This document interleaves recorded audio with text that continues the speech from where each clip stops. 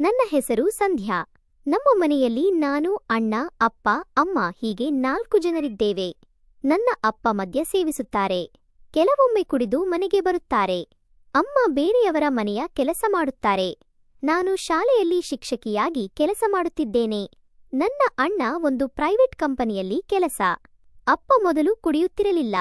ಆದರೆ ಇತ್ತೀಚೆಗೆ ಕುಡಿಯಲು ಶುರು ಮಾಡಿದ್ದಾರೆ. ಯಾಕೆ ಅಂತ ನಮಗೆ ಗೊತ್ತಿಲ್ಲ. ಕೇಳಿದರೆ ಹೇಳುವುದಿಲ್ಲ. ಈಗ ಕೆಲವು ದಿನಗಳಿಂದ ಅವರು ನಿರಂತರವಾಗಿ ಕುಡಿದು ಬಂದು ಮನೆಯಲ್ಲಿ ಜಗಳ ಮಾಡುತ್ತಿದ್ದಾರೆ. ಅವರಿಗೆ ಏನೋ ಒತ್ತಡ ಇರಬಹುದು ಅಂತ ಅನಿಸುತ್ತೆ. ಆದರೆ ಏನಿರಬಹುದು ಎಂದು ತಿಳಿಯುತ್ತಿಲ್ಲ. ನನಗೆ ನೋಡಲು ಬರುವ ಪ್ರತಿಯೊಬ್ಬ ಹುಡುಗನೂ ನನ್ನನ್ನು ನಿರಾಕರಿಸುತ್ತಿದ್ದನು. ನಾನು ನೋಡಲು ಚೆನ್ನಾಗಿದ್ದರೂ ಮನೆಯ ಪರಿಸ್ಥಿತಿ ಮತ್ತು ನನ್ನ ನಿರೀಕ್ಷೆಗಳನ್ನು ನೋಡಿ ಹುಡುಗರಿಗೆ ನಾನು ಇಷ್ಟವಾಗುತ್ತಿರಲಿಲ್ಲ. ನನಗೆ ಒಬ್ಬ ಒಳ್ಳೆಯ ಪ್ರತಿಭಾವಂತ ಪತಿ ಬೇಕಿತ್ತು. ಆದರೆ ಅಂಥವರು ನನಗೆ ಸಿಗುತ್ತಿರಲಿಲ್ಲ. ಅನೇಕ ಹುಡುಗರು ನನ್ನನ್ನು ನೋಡಿ ಹೋಗಿದ್ದಾರೆ. ಆದರೆ ನನಗೆ ಯಾರೂ ಇಷ್ಟವಾಗುತ್ತಿರಲಿಲ್ಲ. ಏಕೆಂದರೆ ನನಗೆ ಬೇಕಾದಂತಹ ಗುಣಗಳು ಆ ಹುಡುಗನಲ್ಲಿ ಇರುತ್ತಿರಲಿಲ್ಲ. ಅದರಿಂದಾಗಿ ಬಹುಶಃ ಅಪ್ಪನಿಗೆ ತೊಂದರೆಯಾಗುತ್ತಿತ್ತು. ಅವರ ಮನಸ್ಸಿಗೆ ಬಹಳ ನೋವು ಆಗುತ್ತಿತ್ತು. ಏಕೆಂದರೆ ನಮಗೆ ಬೇಕಾದಂತಹ ಹುಡುಗನೇ ಸಿಗುತ್ತಿರಲಿಲ್ಲ. ದಿನ ಕಳೆದಂತೆ ನನ್ನ ವಯಸ್ಸು ಹೆಚ್ಚಾಗುತ್ತಿತ್ತು. ಅದರಿಂದ ಅಪ್ಪ ಅಮ್ಮನಿಗೆ ತುಂಬಾ ಯೋಚನೆಯಾಗುತ್ತಿತ್ತು. ನನ್ನ ಗ್ರಾಮದಲ್ಲಿರುವವರಿಗೆ ಒಂದು ವಿಭಿನ್ನ ಚಿಂತನೆ ಬೆಳೆದಿತ್ತು. ಈ ಹುಡುಗಿ ಏನಾಗುತ್ತಾಳೆ? ಅವಳಿಗೆ ಮದುವೆಯಾಗುತ್ತಾ? ಅವಳ ಅಪ್ಪ ಅಮ್ಮ ಅವಳನ್ನು ಜೀವನ ಪರ್ಯಂತ ಕಾಪಾಡುತ್ತಾರಾ? ಅನ್ನೋ ಚಿಂತೆ ಎಲ್ಲರಿಗೂ ಇತ್ತು. ಏಕೆಂದರೆ ಗ್ರಾಮದ ವಾತಾವರಣ ಅಂಥದ್ದಾಗಿತ್ತು. ನಾನು ಶಾಲೆಗೆ ಸೀರೆ ಹುಟ್ಟು ಹೋಗುತ್ತಿದ್ದೆ. ಆದ್ದರಿಂದ ಎಲ್ಲರ ಕಣ್ಣು ನನ್ನ ಮೇಲೆ ಇರುತ್ತಿತ್ತು. ಸೀರೆಯಲ್ಲಿ ನಾನು ಬಹಳ ಸುಂದರವಾಗಿ ಕಾಣುತ್ತಿದ್ದೆ. ನನ್ನ ದೇಹ ಪೂರ್ತಿ ತುಂಬಿತ್ತು.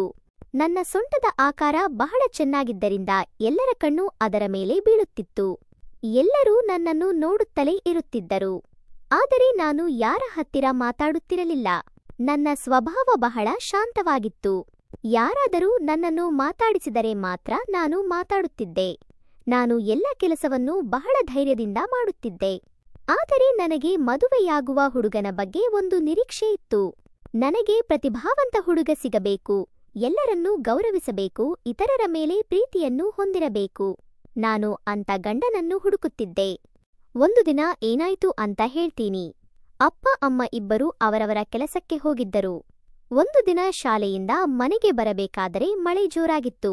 ಒಂದು ವಾಹನ ಜೋರಾಗಿ ಅಲ್ಲಿಂದ ಹೋಗಿದ್ದರಿಂದ ರಸ್ತೆಯಲ್ಲಿರುವ ಕೆಸರು ನನ್ನ ಮೇಲೆ ಬಿದ್ದಿತ್ತು. ಆ ದಿನ ಮಳೆ ತುಂಬಾ ಜೋರಾಗಿತ್ತು. ನನ್ನ ಸೀರೆ ಪೂರ್ತಿ ಕೊಳೆಯಾಯಿತು. ನಾನು ಹಾಗೆ ನಡೆದು ಮನೆಗೆ ಬಂದಾಗ ಅಣ್ಣನ ಗೆಳೆಯ ನಿಖಿಲ್ ಬಂದಿದ್ದ. ಅವನು ಮತ್ತು ಅಣ್ಣ ಮಾತನಾಡುತ್ತಿದ್ದರು. ಆದರೆ ನಿಖಿಲ್ ಮಾತ್ರ ನನ್ನತ್ತ ನೋಡುತ್ತಿದ್ದ. ಅವನಿಗೆ ಏನು ಅನ್ನಿಸುತ್ತಿತ್ತು ಗೊತ್ತಿಲ್ಲ. ಆದರೆ ಅವನು ನನ್ನನ್ನು ಮೇಲಿನಿಂದ ಕೆಳಕ್ಕೆ, ಕೆಳಗಿನಿಂದ ಮೇಲಕ್ಕೆ ನೋಡುತ್ತಿದ್ದ. ಅವನಿಗೆ ನನ್ನ ಮೇಲೆ ತುಂಬಾ ಪ್ರೀತಿ ಇದೆ ಅನಿಸಿತು. ನಾನು ಬಾಗಿಲಲ್ಲಿ ನಿಂತೆ. ನನ್ನ ಅಣ್ಣ ಎದ್ದು, ಅಕ್ಕ, ನೀವು ತುಂಬಾ ಒದ್ದೆಯಾಗಿದ್ದೀರಿ. ನಿಮ್ಮ ಮೇಲೆ ಏನು ಬಿದ್ದಿದೆ ಅಂದ. ಅದಕ್ಕೆ ನಾನು ಗಾಡಿ ಜೋರಾಗಿ ಹಾದು ಹೋಗಿದ್ದರಿಂದ ರಸ್ತೆಯಲ್ಲಿರುವ ಕೆಸರು ಬಿದ್ದಿದೆ ಎಂದು ಹೇಳಿದೆ. ಅಣ್ಣ ಸರಿ ಬನ್ನಿ ಎಂದನು. ನಾನು ಒಳಗೆ ಬಂದು ಬಾತ್ರೂಮ್ಗೆ ಹೋದೆ. ನನ್ನ ಅಣ್ಣ ನಿಖಿಲ್ಗೆ, ನೀನು ಇಲ್ಲೇ ಕೂಡು, ನಾನು ಚಹಾ ಮಾಡುತ್ತೇನೆ ಅಂದ. ಅಣ್ಣ ಅಡುಗೆ ಮನೆಗೆ ಹೋದ.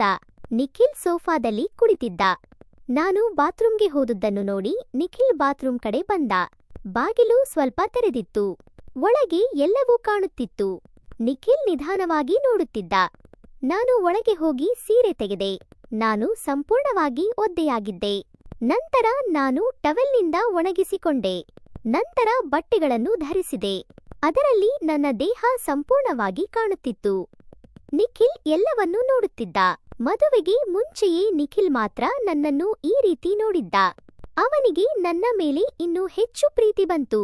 ಏಕೆಂದರೆ ಅವನು ನನ್ನನ್ನು ಸಂಪೂರ್ಣವಾಗಿ ನೋಡಿದ್ದ.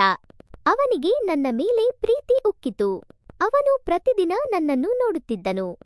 ಒಂದು ದಿನ ನನ್ನ ತಂದೆ ಬಹಳ ಮದ್ಯಪಾನ ಮಾಡಿ ಮನೆಗೆ ಬರುವಾಗ ಮದ್ಯದ ಮತ್ತಿನಲ್ಲಿ ಶಾಲೆಯ ಹತ್ತಿರದ ಚರಂಡಿಯಲ್ಲಿ ಬಿದ್ದರು. ಶಾಲೆಯ ಮಕ್ಕಳು ಬಂದು, ನಿಮ್ಮ ತಂದೆ ಚರಂಡಿಯಲ್ಲಿ ಬಿದ್ದಿದ್ದಾರೆ ಎಂದು ನನಗೆ ತಿಳಿಸಿದರು.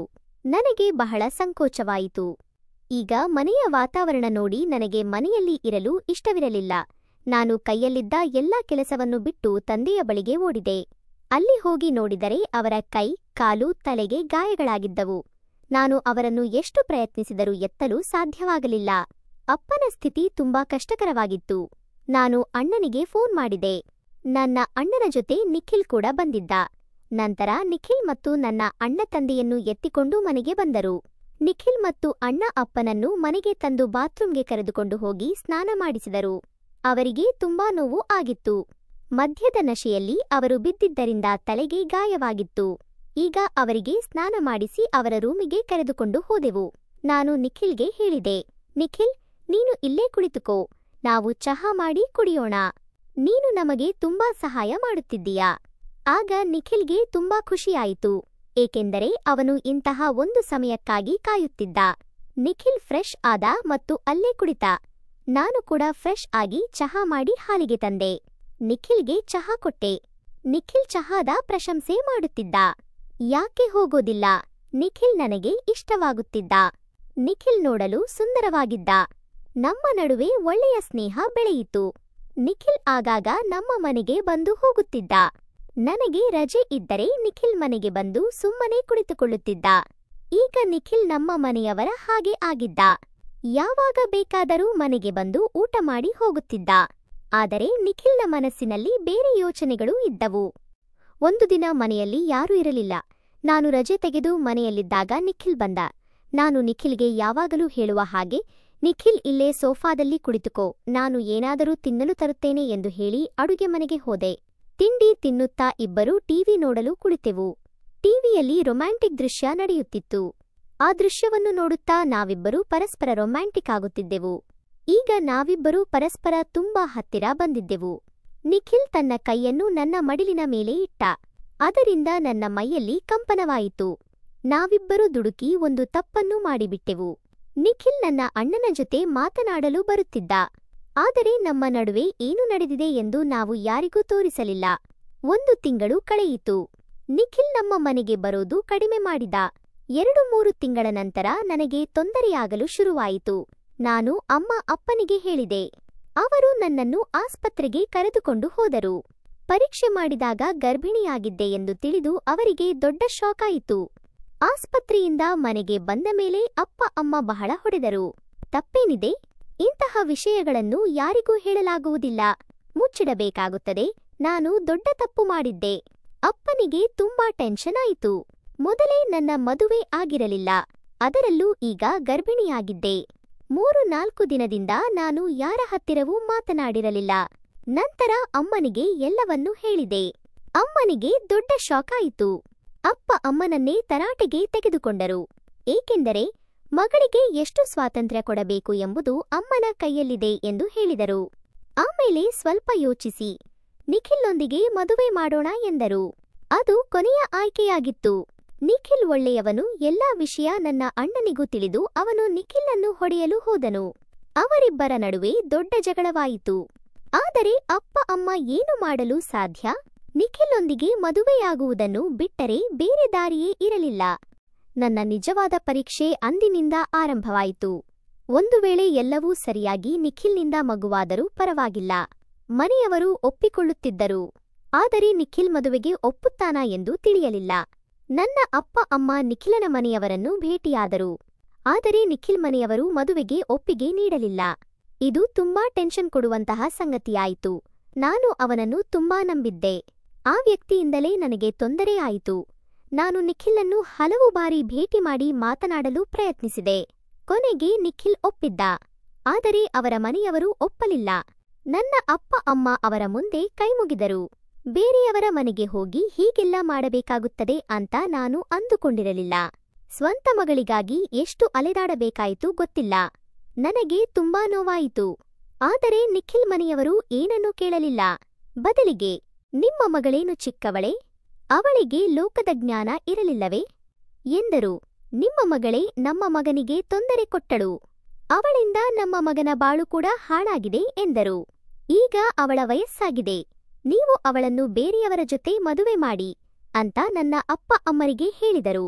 ನಾವು ಬಡವರಾಗಿದ್ದರಿಂದ ಅವರ ಹತ್ತಿರ ಬಹಳ ಬೇಡಿಕೊಂಡೆವು. ಆದರೆ ಅವರು ನಮ್ಮ ಮಾತು ಕೇಳಲಿಲ್ಲ. ಕೊನೆಗೆ ನಾನು ಮತ್ತು ನಿಖಿಲ್ ಒಂದು ಉದ್ಯಾನದಲ್ಲಿ ಭೇಟಿಯಾಗೋಣ ಅಂತ ನಿರ್ಧರಿಸಿದರು. ನಾನು ನಿಖಿಲ್ಗೆ ಹೇಳಿದೆ, ನಿಖಿಲ್, ಈಗ ನಮ್ಮ ಮದುವೆ ಹೇಗೆ ಆಗಲು ಸಾಧ್ಯ? ನಿನ್ನ ಮನೆಯವರು ಒಪ್ಪಲ್ಲ. ನಿಖಿಲ್ ಕೂಡ ಬಹಳ ಪ್ರಯತ್ನ ಪಟ್ಟಿದ್ದ. ಆದರೆ ಅವರು ಒಪ್ಪಲಿಲ್ಲ. ನಮ್ಮ ಕುಟುಂಬದಲ್ಲಿ ಅಥವಾ ಸಮಾಜದಲ್ಲಿ ಯಾರೇ ಹೀಗೆ ಮಾಡಿದರೂ ಅವರಿಗೆ ಗೌರವ ಇರುವುದಿಲ್ಲ ಎಂಬುದು ನಿಖಿಲನ ಮನೆಯವರ ವಾದವಾಗಿತ್ತು. ಓಡಿ ಹೋಗಿ ಮದುವೆಯಾಗುವುದೊಂದೇ ನಮ್ಮ ಬಳಿ ಇದ್ದ ಒಂದು ಉಪಾಯ. ನಿಖಿಲ್ ಮದುವೆಯಾಗಲು ಒಪ್ಪಿಕೊಂಡ. ಹಾಗೆ ನಾವಿಬ್ಬರೂ ಓಡಿ ಹೋಗಿ ಮದುವೆಯಾದೆವು. ನಾನು ಈ ವಿಷಯದ ಬಗ್ಗೆ ನನ್ನ ಅಮ್ಮನಿಗೆ ಮಾತ್ರ ಹೇಳಿದೆ. ಅಮ್ಮ ನನಗೆ ಬಹಳ ಸಪೋರ್ಟ್ ಮಾಡಿದರು. ಮರುದಿನ ನಿಖಿಲ್ ಮನೆಯವರು ನಮ್ಮ ಮನೆಗೆ ಬಂದು, ನಿಮ್ಮ ಮಗಳು ಎಲ್ಲಿದ್ದಾಳೆ ಅಂತ ಕೇಳಿದರು. ಅವರು, ನಮಗೂ ಗೊತ್ತಿಲ್ಲ, ಬಹಳ ದಿನಗಳಿಂದ ಮನೆಯಿಂದ ಹೊರಗಿದ್ದಾಳೆ ಅಂತ ಹೇಳಿದರು. ನಿಖಿಲ ಮನೆಯವರು ಅವರನ್ನು ಬಹಳ ನಿಂದಿಸಿದರು. ಹೊಡೆಯಲು ಬಂದರು. ಆದರೆ ಏನು ಮಾಡೋದು, ಅವರು ಮೌನವಾಗಿದ್ದರು. ನಿಖಿಲನ ಮನೆಯವರು ಅವರು ನಮ್ಮ ಮೇಲೆ ಪೊಲೀಸ್ ಕೇಸ್ ಮಾಡಿದರು. ಬಹಳ ಜಗಳವಾಯಿತು. ನನ್ನ ಒಂದು ತಪ್ಪಿನಿಂದ ನನ್ನ ಅಪ್ಪ, ಅಮ್ಮ, ಅಣ್ಣ ಸಾಕಷ್ಟು ತೊಂದರೆ ಅನುಭವಿಸಿದ್ದರು. ಗ್ರಾಮದಲ್ಲಿ ಯಾರೂ ಅವರಿಗೆ ಗೌರವ ಕೊಡಲಿಲ್ಲ. ಎಲ್ಲರೂ ಅವರನ್ನು ತುಚ್ಛವಾಗಿ ಮಾತಾಡುತ್ತಿದ್ದರು. ನಿಮ್ಮ ಒಂದು ಸಣ್ಣ ತಪ್ಪಿನಿಂದಾಗಿ ಸಮಾಜದಲ್ಲಿ ನಿಮ್ಮ ಗೌರವ ಹೋಗಬಹುದು. ಅಷ್ಟೇ ಅಲ್ಲ, ನಿಮ್ಮ ಮನೆಯ ಮೇಲೂ ದೊಡ್ಡ ಸಂಕಷ್ಟ ಬರಬಹುದು. ನಾನು ನನ್ನ ಮನಸ್ಸಿಗೆ ಬಂದ ಹಾಗೆ ಬದುಕುತ್ತಿದ್ದೇನೆ. ನಾನು ನನ್ನ ಅತ್ತೆ ಮಾವನ ಜೊತೆ ಮಾತನಾಡಲು ಸಾಧ್ಯವಿಲ್ಲ. ನನ್ನಿಂದಾಗಿ ನಿಖಿಲ್ ಕೂಡ ತನ್ನ ಹೆತ್ತವರ ಜೊತೆ ಮಾತನಾಡಲು ಸಾಧ್ಯವಿಲ್ಲ. ಅವನು ತನ್ನ ಹೆತ್ತವರಿಂದ ದೂರವಾಗಿದ್ದಾನೆ. ನಾವು ಮನೆಯಿಂದ ದೂರ ಇದ್ದೇವೆ, ಆದರೆ ಸುಖವಾಗಿದ್ದೇವೆ. ಆದರೆ ಅದೇ ಸಮಯದಲ್ಲಿ ಹೆತ್ತವರ ಜೊತೆ ಇರಬೇಕು ಎಂಬ ದುಃಖವೂ ಇದೆ. ಏನೇ ಆಗಲಿ ಹೆತ್ತವರ ಮನಸ್ಸನ್ನು ಎಂದಿಗೂ ನೋಯಿಸಬಾರದು. ಎಲ್ಲವನ್ನೂ ಹೆತ್ತವರ ಇಚ್ಛೆಯಂತೆ, ಅವರ ಒಪ್ಪಿಗೆಯಂತೆ ಕೆಲಸವನ್ನು ಮಾಡಬೇಕು. ಅದರಲ್ಲೇ ನಿಜವಾದ ಸುಖ ಮತ್ತು ತೃಪ್ತಿ ಇದೆ. ಏಕೆಂದರೆ ಅವರು ನಮಗಿಂತ ಹೆಚ್ಚಾಗಿ ಈ ಜಗತ್ತನ್ನು ನೋಡಿದ್ದಾರೆ. ನಾನು ಮನೆ ಬಿಟ್ಟು ಹೋದ ಮೇಲೆ ಅನೇಕ ಸಮಸ್ಯೆಗಳು ಎದುರಾದವು. ಈಗ ನಾನು ನನ್ನ ಹೆತ್ತವರ ಬಳಿ ಹೋಗಲು ಸಾಧ್ಯವಿಲ್ಲ. ಏಕೆಂದರೆ ನಾವಿಬ್ಬರೂ ಮನೆಗೆ ಹೋದರೆ ಪರಿಸ್ಥಿತಿ ಇನ್ನೂ ಹದಗೆಡುತ್ತದೆ. ಹಾಗಾಗಿ ನಾವು ಹೊರಗೆ ಇರಬೇಕಾಗುತ್ತದೆ. ವಿಡಿಯೋ ಇಷ್ಟವಾದರೆ ಲೈಕ್ ಮಾಡಿ ಹಾಗೂ ಇಂತಹ ಕಥೆಗಳಿಗಾಗಿ ನಮ್ಮ ಚಾನೆಲ್ಗೆ ಸಬ್ಸ್ಕ್ರೈಬ್ ಮಾಡಲು ಮರೆಯಬೇಡಿ. ಮುಂದಿನ ವಿಡಿಯೋದಲ್ಲಿ ಇನ್ನೊಂದು ಹೊಸ ಕಥೆಯೊಂದಿಗೆ ಭೇಟಿಯಾಗೋಣ. ಧನ್ಯವಾದಗಳು.